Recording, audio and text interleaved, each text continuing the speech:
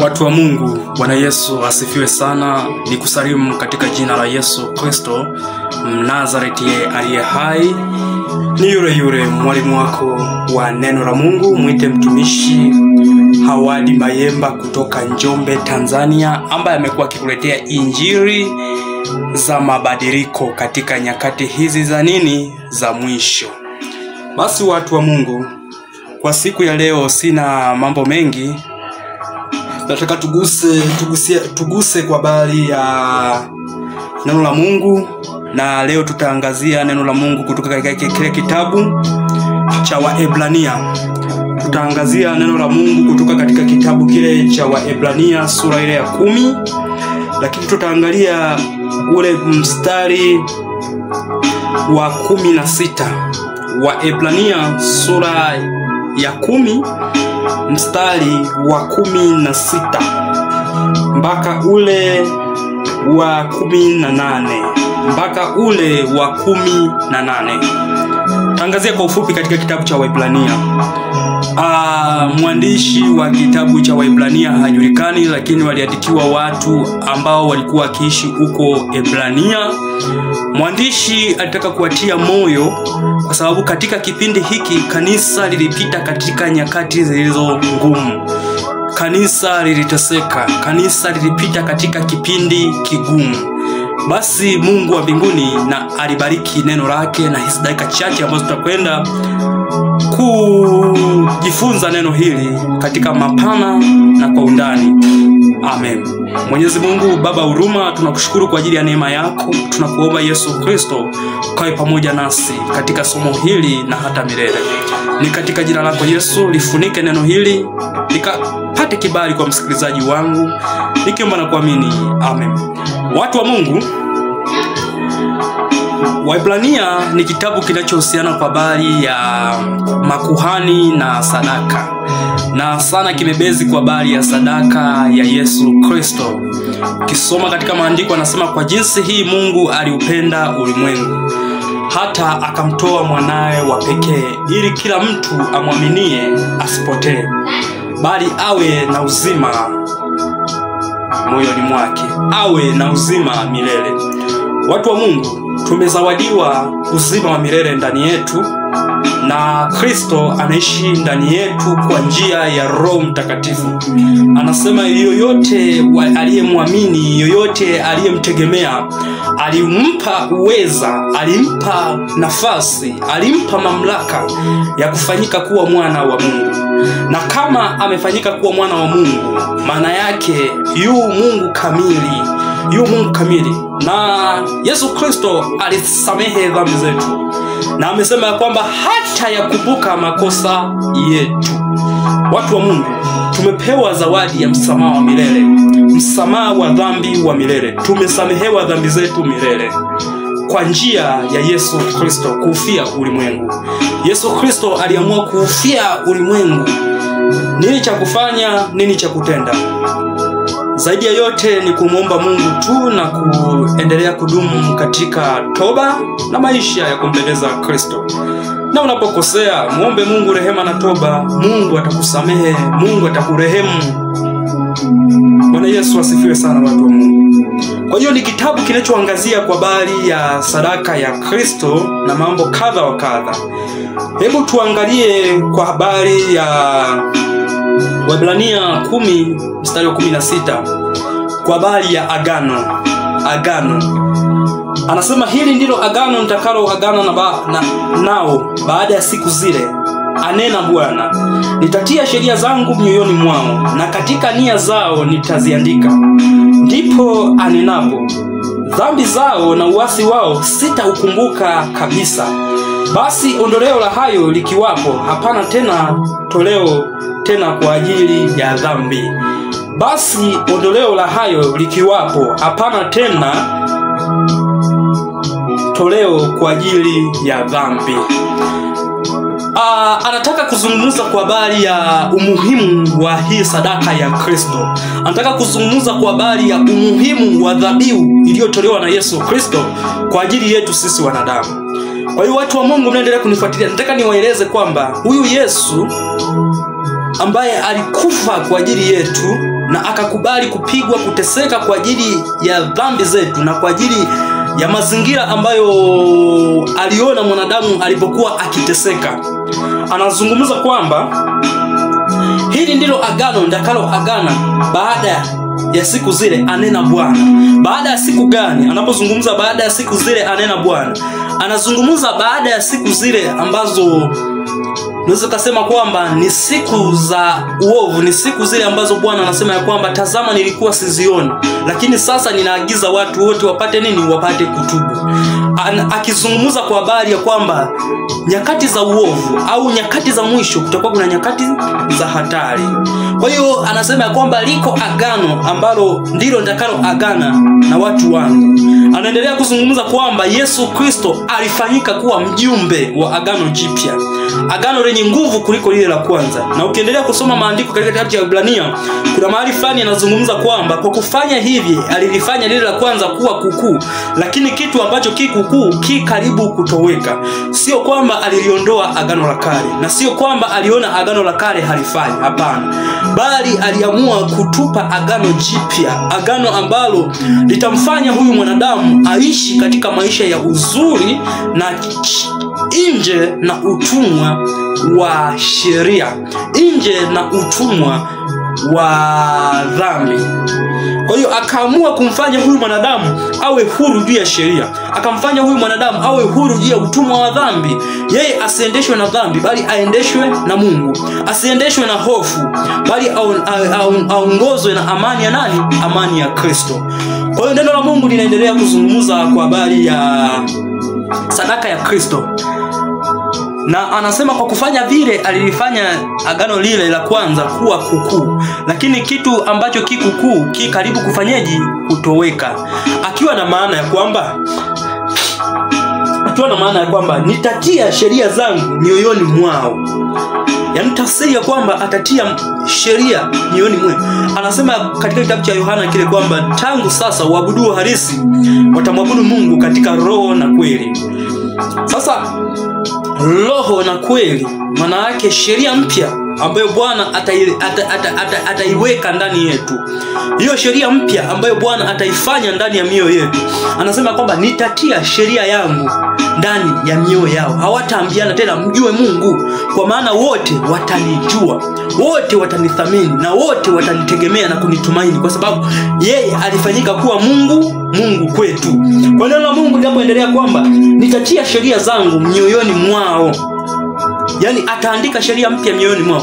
Ukumbuke Yesu wakati anakuja ulimwenguni tena kwa mara ya pili akasema amri mpya na wapeni, nayo ndio hii, upendo. Mpende Bwana Mungu wako kwa moyo wako wote, na mpende jirani yako kama nafsi yako. Akiwa na maana gani? Akiwa na maana kwamba amri zote zile 10 zimebebwa katika neno moja la upendo. Ukimpenda Mungu utamtii na utaishi katika mapenzi yake, lakini pia utampenda jirani yako. Ndio maana amesema amri mpya ndio hii na wapa, upendo ambao umebeba utii ndani yake, ambao umebeba furaha, amani, umebeba mamlaka ndani yake. Kwa hiyo anasema kwamba na katika nia zao nitaziandika. Hii amri mpya katika agano hili jipya imeandikwa ndani ya mioyo yetu, imeandikwa ndani ya kilindi cha mioyo yetu. Kwa hiyo mtu wa Mungu, sheria ya kuandika ndani ya mioyo yetu kwamba huyo Roho Mtakatifu atakuja, atatia muhuri, akikaa ndani yetu. Yeye ndiyo amri mpya, yeye ndiye amri mpya. Kwa hiyo anapozungumza kwa habari ya amri mpya, ambaye anasema amri mpya na waachieni, ambaye sasa ndio Roho huyo Mtakatifu ambaye anakaa ndani yetu, yule ndiye atakayetuhakikisha kwa habari ya dhambi, haki na hukumu. Watu wa Mungu, napozungumza kwa habari ya amri mpya kwamba amri mpya ni nini? Amri mpya ni mamlaka ya kiungu ambayo inaingia ndani yetu, na ni zawadi ambayo amepewa kila muamini. Anasema ya kwamba wote waliomwamini, wote waliotii neno lake, aliwapa mamlaka, aliwapa nguvu, aliwapa uweza wa kufanyika kuwa wana wa Mungu. Sasa wana wa Mungu kwa namna gani? Kwamba huyu mwana wa Mungu manake amerejeshewa mamlaka, utukufu, heshima, fadhili na haki aliyoipoteza kwa sababu ya dhambi, kwa sababu ya sheria. Kwa hiyo neno la Mungu linaendelea kutuhamasisha au linaendelea kututia moyo kwa habari ya amri mpya ambayo Yesu Kristo anasema ya kwamba ninawaachia. Naona anazungumza kwamba nitaiandika sheria yangu. Mtu wa Mungu, kuna wakati na kuna mazingira fulani unaweza kuwa umepita ukaona kabisa kwa mazingira kama haya kwa kweli nimemkosea Mungu. Kwa kweli ukaona kuna kitu kinakusukuma ndani yake. Huyo ni Roho Mtakatifu aliyoko ndani yako. Ukikuta huna hofu ya Mungu, huna hofu ya dhambi, huna hofu ya hivi na hivi, uko katika hatua mbaya sana. Lakini anasema kwamba maana Mungu hakutumwa ulimwenguni ili kuhukumu ulimwengu, bali ulimwengu uokolewe kupitia yeye. Kwa hiyo watu wa Mungu, kuna mwanafalsafa mmoja alizungumza kwamba unaweza kufika mbinguni ukashangaa kwamba na huyu pia yupo, na huyu pia. Kuna mapokeo alafu kuna injili ya Kristo. Kuna mapokeo, kuna injili ya Kristo. Watumishi wengi wa Mungu wameacha kuhubiri injili ya kweli ya Kristo na kuhubiri kwa habari ya mapokeo. Watu wana mizigo na wanafika makanisani wanabebeshwa mizigo vile vile. Watu wana matatizo wanafika kanisani wanabebeshwa matatizo vile vile. Injili haiko hivyo. Injili imeletwa kwa ajili ya kumwokoa huyu mwanadamu awe huru, asiwe katika utumwa tena, asiwe katika dhambi tena, asiwe katika mamlaka ambayo inampa changamoto. Kwa hiyo anasema ya kwamba uokovu, tamanini sana kuukulia uokovu. Muukulie uokovu.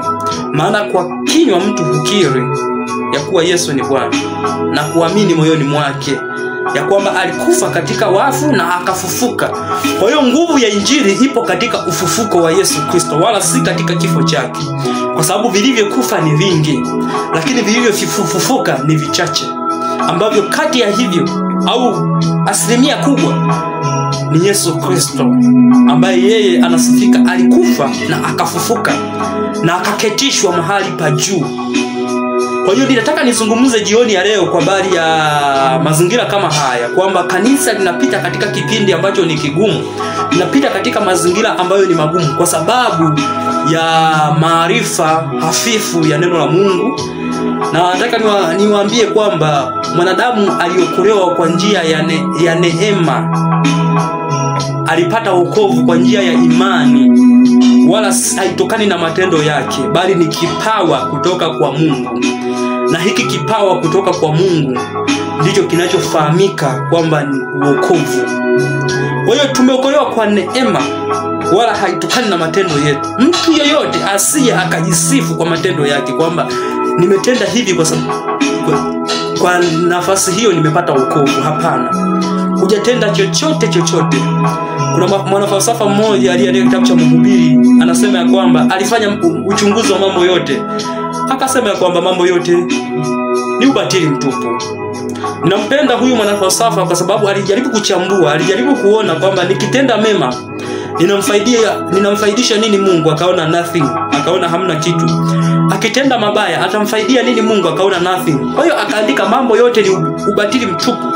Lakini anasema heri yule adumuye katika njia ya Bwana, heri yule atembea katika njia ya Bwana. Na mtumishi Daudi anazungumza ya kwamba neno moja nimetaka kwa Bwana, nalo ndilo hii, nikae nyumbani mwa Bwana siku zote za maisha yangu. Nami nakupa nafasi hii, mtu wa Mungu, au nakupa ujumbe huu au maarifa haya: tamani kukaa nyumbani mwa Bwana siku zote za maisha yako. Wewe huna asili ya dhambi, usijidharau. Roho Mtakatifu yuko ndani yako, unao uwezo na mamlaka ndani yako, unazo nguvu ndani yako, unao utukufu ndani yako. Wewe si asili tena ya dhambi, umefanyika kuwa mwana wa Mungu, kiumbe kipya. Na kiumbe kipya hiki kinachozungumziwa kwamba ni kiumbe ambacho kimetenganishwa mbali na dhambi.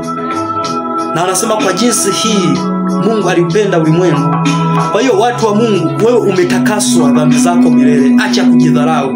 Unaye Roho wa Bwana ndani yako. Kwa sababu siku ile tu ulipobatizwa, siku ile tu ulipompokea Bwana kuwa mwokozi wa maisha yako, haijalishi ni maeneo gani, kanisa gani, ndiyo siku ambayo Roho Mtakatifu alishuka akakaa ndani yako. Ndiyo maana dhambi haikufanyi kwamba ukapoteza nini? Ukapoteza wokovu. Na mtu yule anayedumu katika kutenda dhambi kwa kizingizio kwamba ameokolewa kwa neema, naye anakuwa hajafahamu vizuri huu wokovu. Takiwa afundishwe namna nzuri ya kukulia wokovu. Kwamba Paulo anazungumza kwamba wokovu, huu wokovu kwa sababu ya neema haumpi kibali cha mtu kutenda uovu. Anasema je, tutende dhambi sana ili neema izidi? Anasema la hasha, bali sisi tudumu katika kutenda haki. Tuzidi katika kutenda mema. Tudumu katika kutenda uadilifu na maisha safi ndani ya Kristo Yesu. Kwa hiyo watu wa Mungu, nataka nizungumze hivi kwamba katika mazingira haya tunayopita au katika vipindi hivi ambavyo tunakumbushana kwa habari ya neno la Mungu kabla ya ujio wa Yesu Kristo, kwamba tujiandae. Tamani sana kukulia katika wokovu na njia iliyo sahihi ya wokovu. Tamani sana kupokea mafundisho mazuri ya wokovu ambayo hayajachachishwa, bali ni mafundisho mazuri ya neema ya Kristo. Ni mafundisho mazuri ya ukuu wa Kristo, ya kwamba Kristo ni Bwana, ya kwamba Kristo ni mweza wa yote, ya kwamba Kristo ndiye kila kitu katika maisha haya. Na amesema ya kwamba heri yule mtu amtegemeaye Mungu, amfanyaye Mungu kuwa kama kinga yake. Na neno la Mungu linasema ya kwamba nyinyi ni mboni ya jicho langu, mtu yoyote asije akawagusa.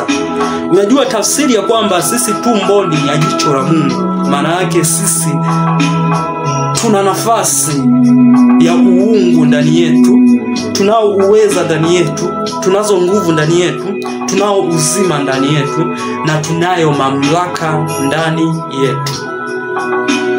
Na anasema basi